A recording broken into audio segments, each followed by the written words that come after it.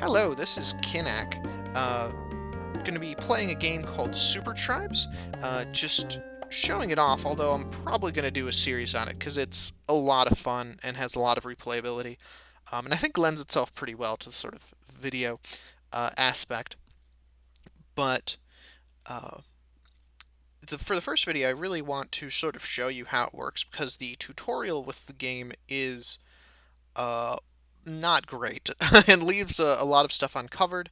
Um, I'll I won't be getting hopefully too much into the strategy, but I'm just gonna play through game and sort of explain a little bit as we go along.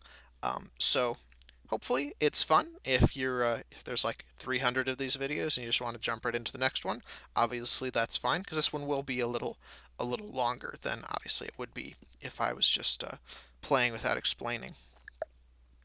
So we've got five races here, one of which is locked for payment, the Kiku. Have the Jinsi, Imperius, Barter, and Umaji. Um, and obviously, you can tell that they're adorable little, sort of papercraft faces are based off of different real world cultures. The main difference between them, in addition to, just graphical stuff, is that each one has a different tech they start with. The Shinsi start with climbing, which means they can move through mountains. Oops. The Imperious start with organization, which lets them harvest fruit. Um, and each of these is the start of a tech tree. Barter, you can hear they have a different music too. Start with hunting, which lets them uh, basically grow their cities by killing nearby animals. And the Umaji start with riding, which is actually the only military tech out of these, and it unlocks a cavalry unit. So I've played full games with the Shinsi and the Imperius. The Shinsi was awful. I just got completely raffle stomped by the computers. The Imperius, I sort of slightly figured out what was going on. Um, so let's jump in with the barter here. And since we are just showing off, it will be easy. And the world is generated differently every time, which I think is phenomenal.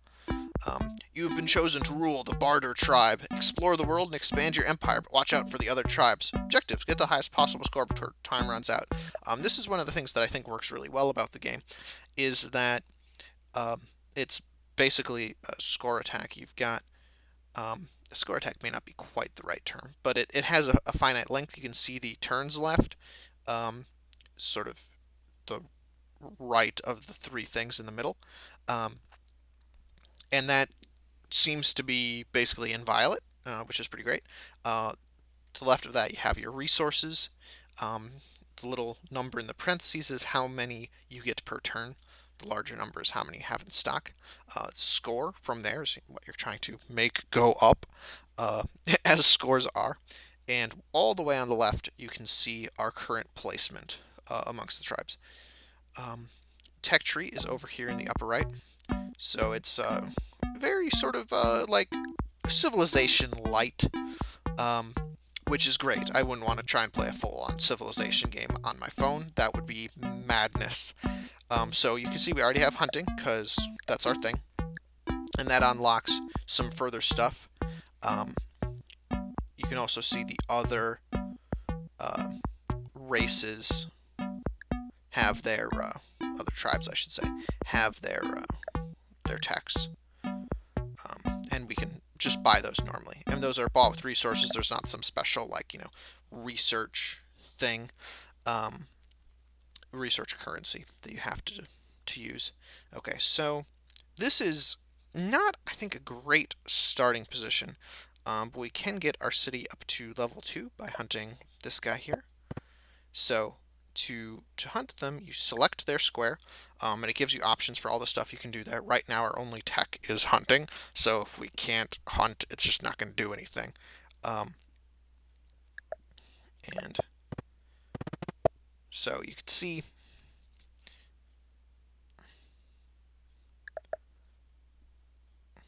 All right. So gonna sort of have to drill backwards a bit because I got ahead of myself. The You get missions periodically to get basically bonus points. We'll deal with those as they come up. But you can see the bar under the city name, how it has 3 blanks right now. Every time you get a population by hunting animals, by setting up farms, by setting up lumber, it'll fill in one of those. Once that's filled up, the city's resources increase by 1. The resources that it provides every turn, and you get some sort of extra bonus. So getting up to level 2 has 2 bonuses. One of them sends out an explorer and reveals a bunch of this crystalline map stuff. The other basically lets you skip level 3 entirely. So it's possible level 3 has some sort of great bonus that I just don't even know about, because I'm always like, yeah, skip level 3, that sounds great. And to move, as you saw, you just tap the unit, tap one of the little blue targets, and you're good to go. So that was our first turn. Pretty productive, but what we are looking for, great. I could not have planned that better, is one of these guys. This is a village. It's basically a neutral settlement. You'll notice in this game, there isn't really any way to create settlements. You get, your capital, and everything from after that is just what you find. So settlements are never really created or destroyed. So we have some tech options that we could spend our resources on, or we could produce another warrior. I'm not feeling like we really need another warrior, just with we don't really have another direction we need to explore. We do have an absolute ton of fish, so I'm going to go ahead and research fishing. If you manage to discover all available technology, you'll get the Tower of Wisdom for free. That'll boost one of your cities and generate a great score. That's another one of those side quests that I mentioned. So you can see we've got fishing here, and there's aquatism, where we can build a water temple, which are bonus points. And they accumulate bonus points every turn, along with a huge chunk of them when you start. You also get sailing, which lets you, as you might expect, move on water. You sort of build ports, then your units can move into the ports and keep moving onward. I've not had a great deal of success with that, but we might end up trying it out this time.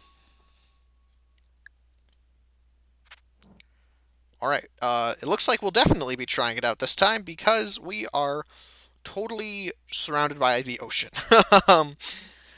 So yeah, that's a thing. Alright, so I'm going to just go ahead and start fishing. We won't be able to get a full level. You see when you fish, the fish just like literally disappear out of the water and the population goes into the city. So we have one more fishing, which costs 2 resources, and our city will be upgraded. Okay, I'm going to go ahead and do that now. You can see the bonuses for upgrading to level 5. We can get a bunch of resources or a city wall. I am actually going to, I usually do the city wall. I don't know what it does. I assume it gives bonuses to your defenders in the city. I'm going to do resources this time. And so here's how we claim a new settlement. Our guy started the turn in that settlement. It's important. We just click capture. The villagers agreed to join your emerging empire. So we can get this guy upgraded a bit. So let's see what happens if we don't do workshop. Okay, that was utterly pointless, because apparently the explorers only move on land, and we're like this tiny nub of an island. That may end up being a pretty horrific mistake in the long run. I'm not going to worry about any other upgrades for the moment. So we are producing quite a bit of stuff. I'm going to go ahead and research sailing. Yeah, I know that part. Did I? Oh, okay, I do actually need to research sailing, because we're going to need to get some ports in place. So the ports cost 10.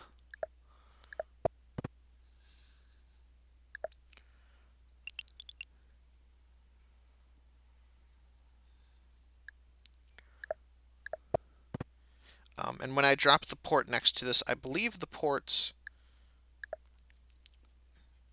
No, it doesn't actually tell us, because we don't have enough money. We'll see in a second. I believe the port will give us enough population to upgrade our capital again. Produces 2 population, and it does tell you the name of the city that it's feeding into, which is nice. Units that move here will return to boats that can move on water. Okay. I like border growth a lot, but I'm going to go with population growth, which gives us some bonuses, because the only real thing that we could do with borders is build just a ton more ports, which is not very efficient. I'm going to build a warrior here, and he will be able to get on the port and sail away.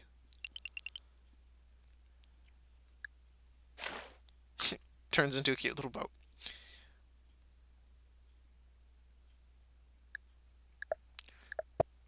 Onto this guy, and end the turn. Okay. So our... Oh, right. He can't actually go into the deep ocean yet, so we're going to research that next. Let's go ahead and just do navigation.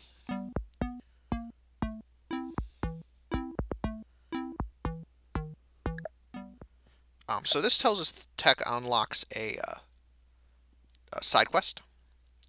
So in this case, we'll get one to explore every tile. Yeah, navigation. And that's talking about the mission that we just unlocked. Okay, and our little boat guy upgraded into a little ship guy. We probably could have done that in the other order, but we'll see what happens. He's got quite the movement, though. Let's see.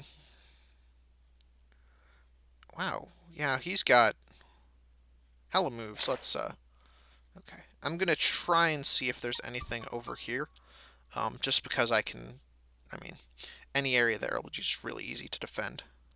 Let's go ahead and build another port here, which will upgrade Linner.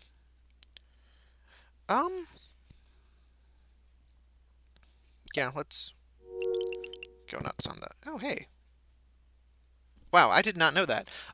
So yeah, if you connect a city with your capital through a trade route, which in the past I've done with roads, but we can do it with those ports here too, apparently. Each of them gets a population, which is pretty cool. Right. So we will have 2 ships now. Bahaha.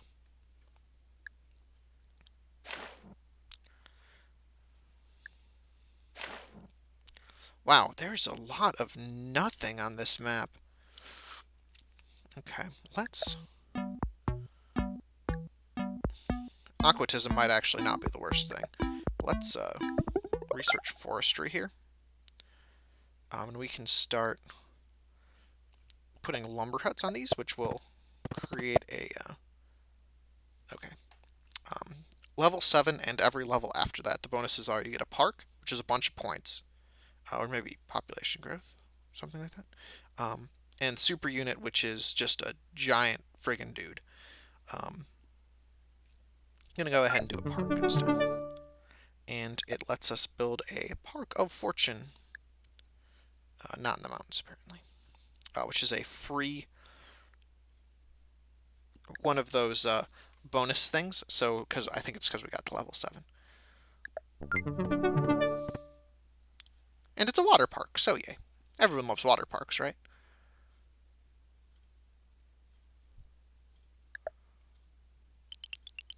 Alright.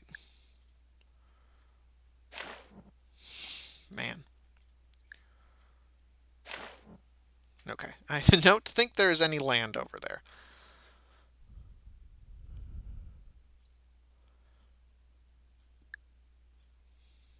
Let's see if there's any tech we should be looking at. Mathematics is great.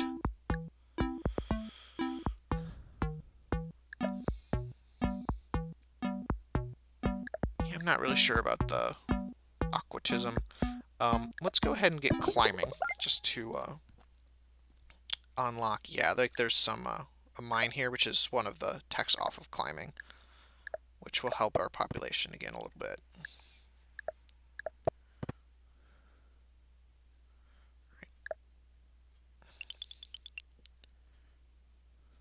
Right.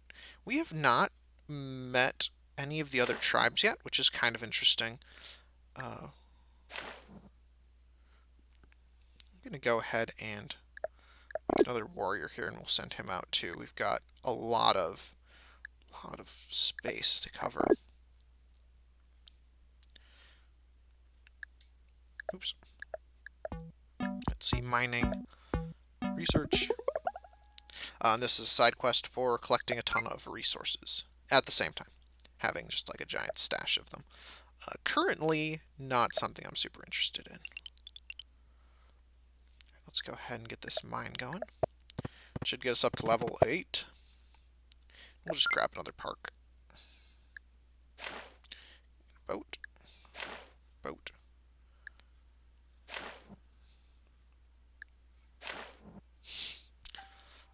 Oh, that looks like some shallower water right here. Yeah, ocean, water, great. So there is, in fact, some land somewhere.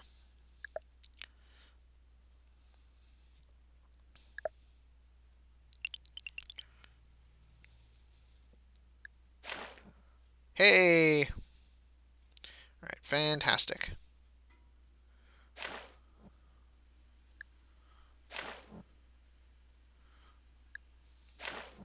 They seem to be able to move through like a infinite amount of explored water, which is kind of neat.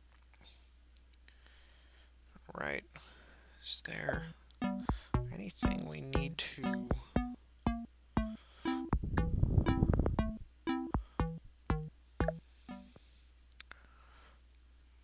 Now, I think if we were going to be doing anything, it would be building more ports. Actually, let's go ahead and do that. I'm just going to drop it right in here. Upgrade this city.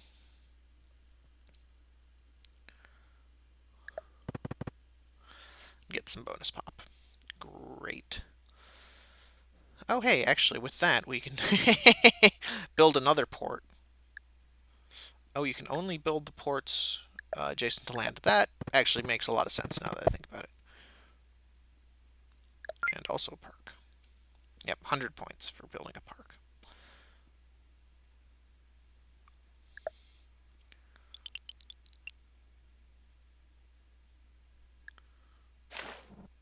Hey, we found some water too. Imperious. As a gesture of goodwill, they share with you the secret of organization, which lets us harvest fruit, which I don't honestly think we have any of. But, you know, it's the thought that counts. Okay, so we've got... So this is our first encounter with another tribe. Whenever you meet another one, you seem to gain a tech of theirs that you don't have yet. Which made them sound like really nice dudes the first time, but they can vary widely on their nicitude. So this guy we can still select. The warriors can move and then attack in the same turn, but I don't really think that we want to be doing that. Great. Okay, no reason to... Wow, yeah, they've got some... Okay, so there is a limit to how far these guys can move.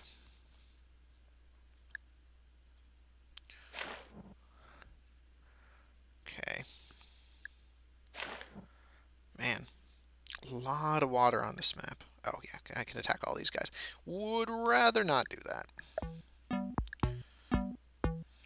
Meditation, mining. What does the smithery do? You can get swordsmen, who are better, and increases population based on nearby mines. Doesn't seem super useful. Go ahead and research mathematics just so we can make catapults.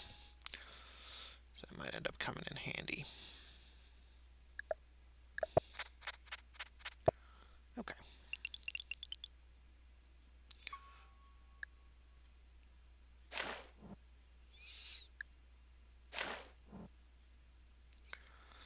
Okay, so those jokers do not have anything even faintly resembling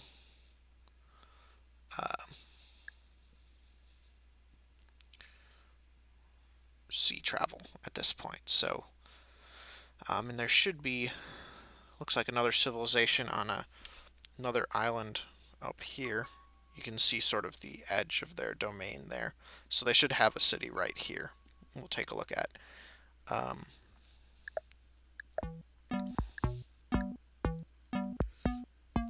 Let's see. Up from writing, there's night. That might be interesting.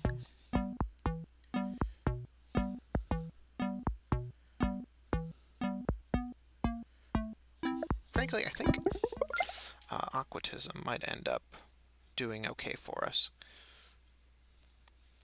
Everybody's moved.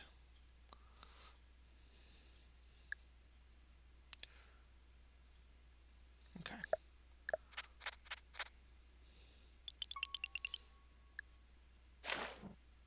Okay. Share the secret of writing. Thanks, Umaji. We could attack them for their, impudence if we wanted to, but... Wait, I can attack them from... Oh, the ships have range.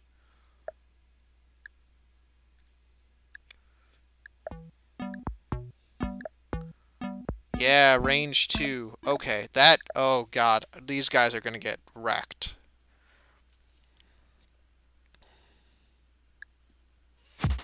Yeah, because we have longer range than they do. They can't counterattack.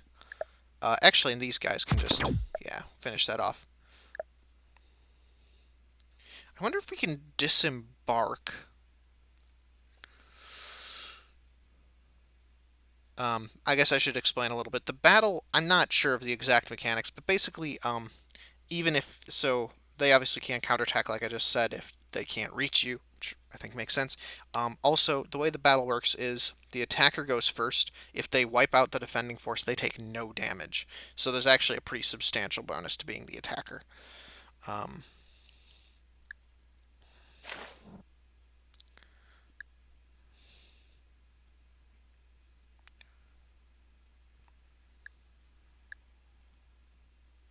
Okay, I will not do that.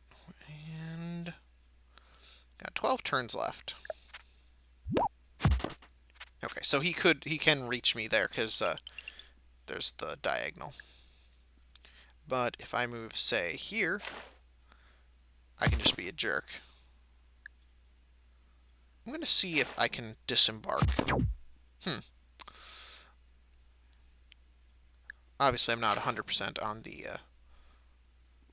wasn't expecting to have to go all naval on this one. I should have moved before I attacked there. I'm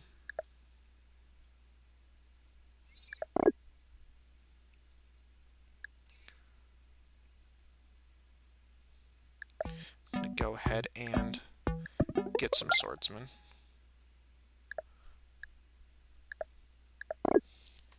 Okay. 4,000 points, doing pretty good.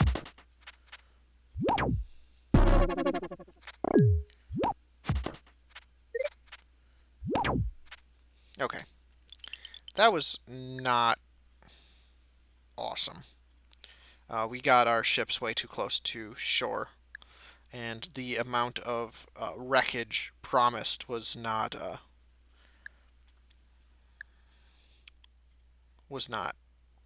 what ended up happening. Okay, so let's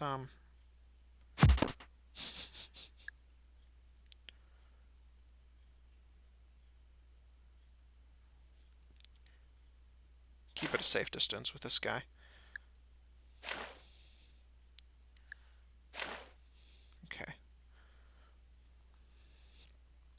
going to go ahead and... I don't think I'm going to end up getting the whole map explored in the next 10 turns, so I'm not going to worry about that mission too much. Oh, they do have a port. Hey. Hey, port. We have a much, better port. Let me actually check something real quick. Do boats... They do also have range, okay.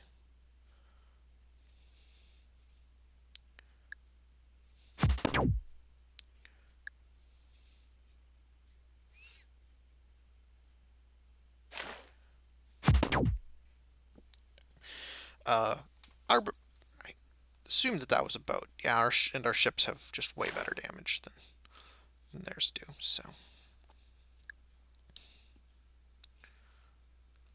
Okay. Oh, hey. So I mentioned the super units before when we chose not to do upgrading city. This is a super unit.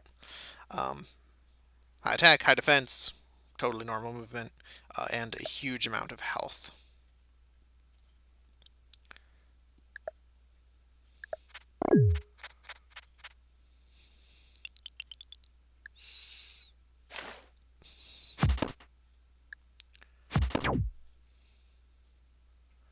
Oh, hey. We have a veteran soldier over there. I'm going to go ahead and drop this swordsman off and see how he does. Pester these guys some. Train some more swordsmen. Maybe another swordsman.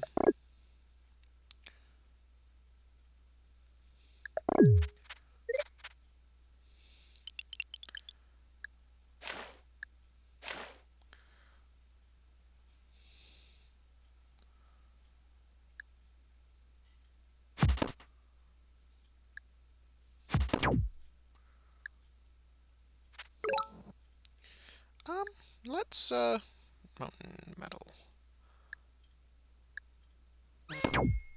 Great. And normally with your, I guess with your melee units, when you kill something, you move into their square.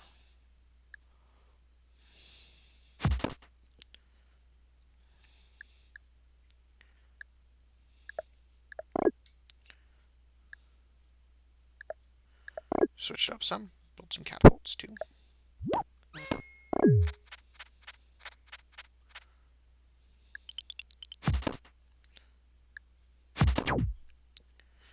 Frankly, I probably could have just moved the swordsman into it and it would have taken care of it. But, so his city is a little on fire now. We can take it over next turn.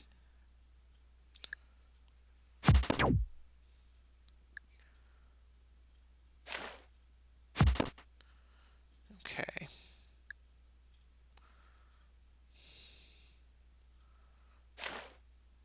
Yeah, I think really I'm just trolling the Romans down there. So I should probably stop bothering with that. So we've killed enough units to build the Gate of Power, which unfortunately cannot be built in deep water. We can build it sort of down here, though. 3 population and 400 points of score. That's yet another of our missions. So we're going to capture the city here.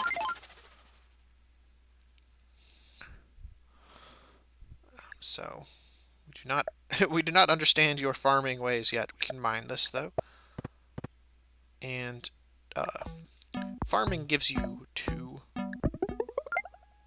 population, so it's going to be worth doing. Get them up to level 4, and grow the border. Could build a bunch of ports if we wanted to. Go ahead and get over here. Start harassing this guy.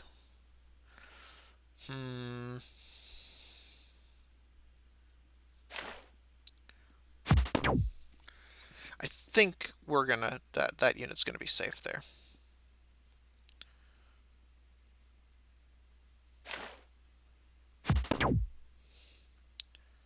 Alright, I'm not sure what's gonna happen here, but I'm just gonna claim their capital.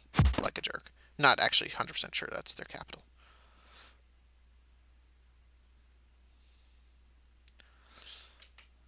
Huh.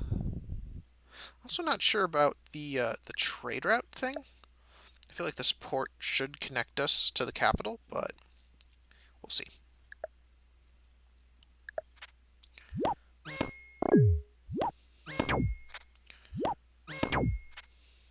Yeah. Yeah. Cannot stand against the super unit. That's fine.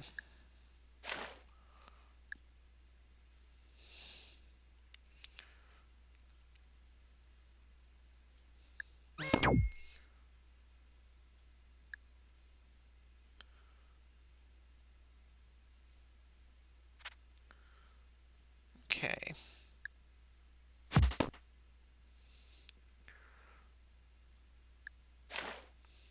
Boat. Got some boats, other boats. Let's see. See what happens if we build a port over here, which we do also control now. But I guess it's just not within range. I'm not gonna worry about these guys anymore. We'll fire a few parting shots, but no point in attacking them if we're not going to conquer them.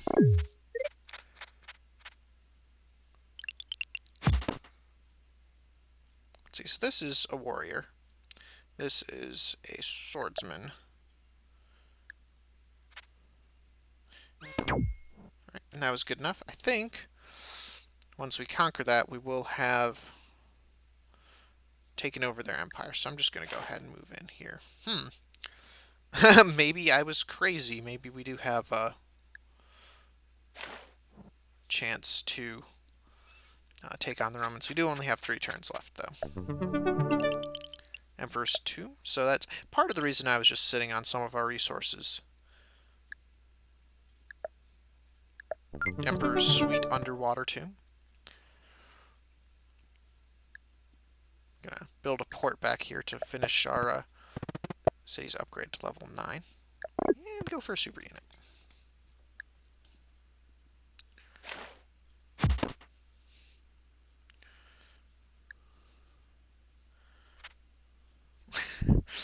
See if we can seize that city before the end of the game. Oh, and we should capture. You've destroyed the Umaji. The other tribes are enraged.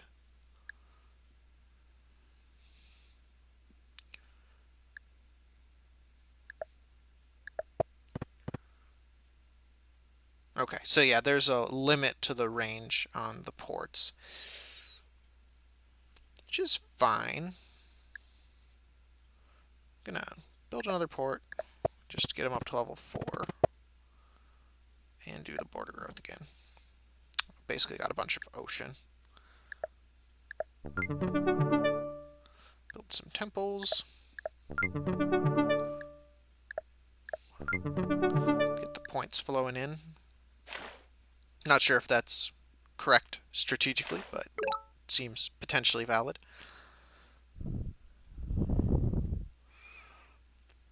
And I believe that is our catapult. Yes. All right. Okay. Oh, okay. The giant is still giving us problems.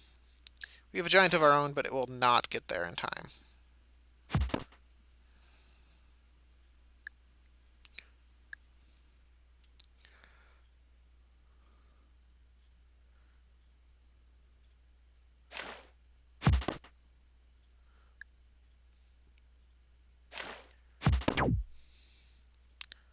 Oh, I probably should have...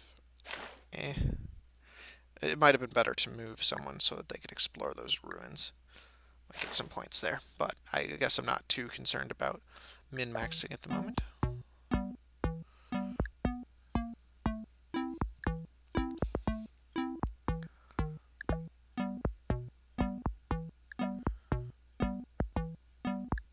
I think I'm good. I will build some water temples with any extra. There's a port there, giant on a boat. Great. I guess I can't afford any more auto temples, so it's fine.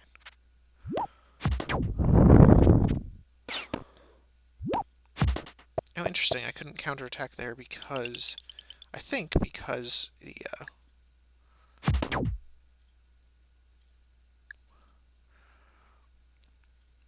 so no turns left after this one. Just gonna go ahead and set their city on fire on the principle of it. Don't seem to get any points for killing their units. Their dudes, as it were.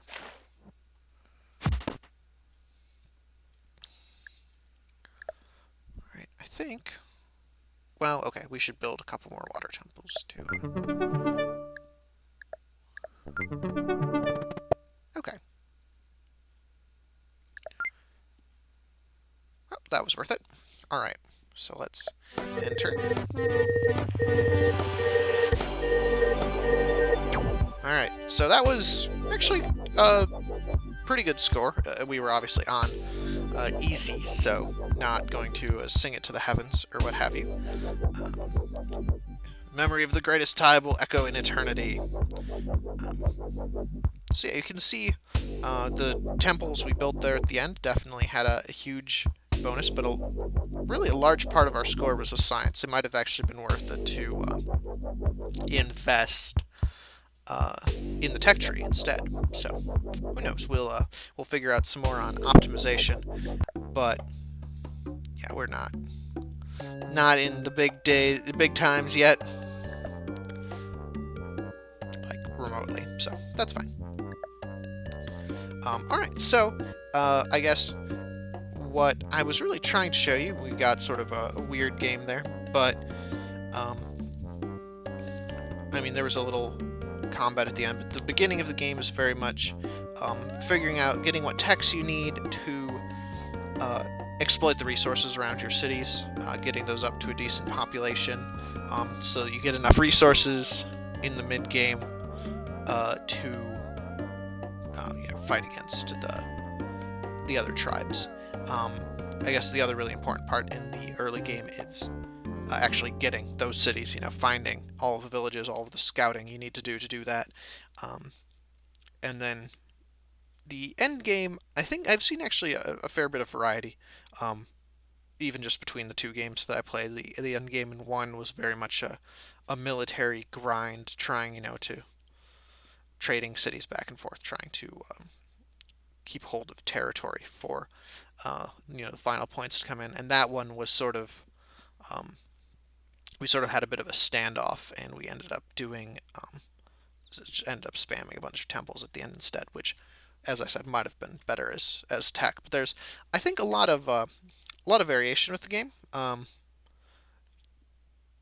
and I think we saw that a lot with the map, and how instead of having, a pretty easy start where we could, walk to the other civilizations, walk to a bunch of villages, we had a bunch of ocean and had to deal with that, which slowed us down by a lot.